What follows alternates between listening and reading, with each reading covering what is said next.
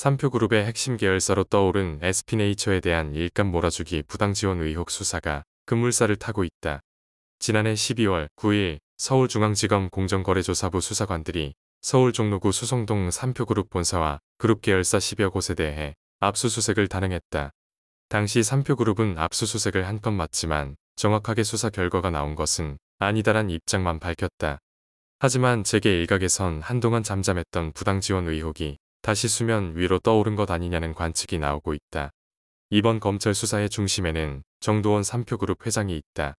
그리고 정 회장의 아들이자 후계자인 정대현 부회장도 수사 대상으로 거론되고 있다. 정 회장은 가족회사인 SP네이처를 삼표그룹의 모회사로 만들기 위해 지난 2016년부터 3년간 부당이익 75억 원을 몰아줬다는 혐의를 받고 있다. 게다가 삼표그룹 회사 자금이 오너 일가의 사적 이익으로 사용됐는지도 함께 조사를 받고 있는 것으로 알려지고 있다.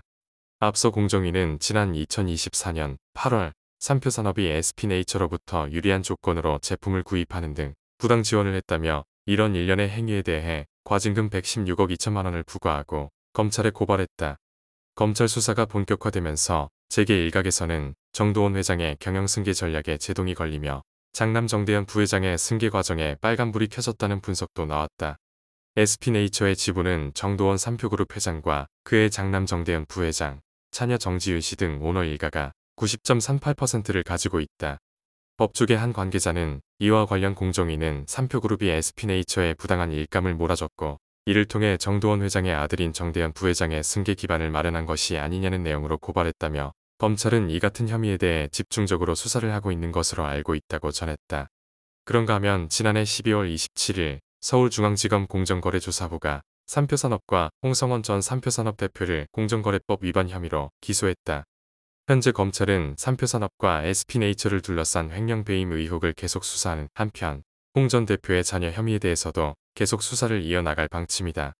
이 밖에도 사정당국은 지난 2022년 현대제철이 보유 중이던 서울 성수동 일대 토지를 삼표산업이 매입한 과정에 대해 들여다보고 있다.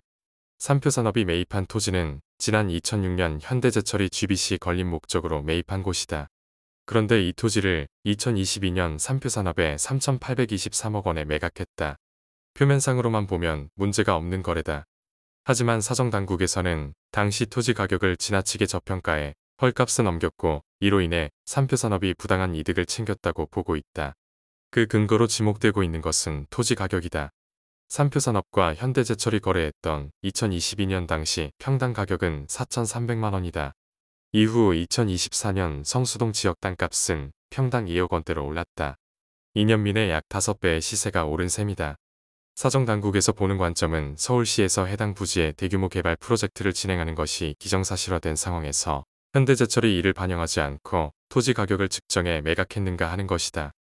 만일 이것이 문제가 된다면 공정거래법 위반 혐의로 정 회장이 검찰 수사를 받을 가능성도 배제할 수 없는 상황이다. 이렇다 보니 삼표그룹과 현대제철의 모그룹인 현대차그룹 간 혼맥이 주목을 받고 있다. 정의선 현대차그룹 회장이 지난 1995년 정도원 삼표그룹 회장의 장녀 정지선 씨와 결혼해 인척관계다.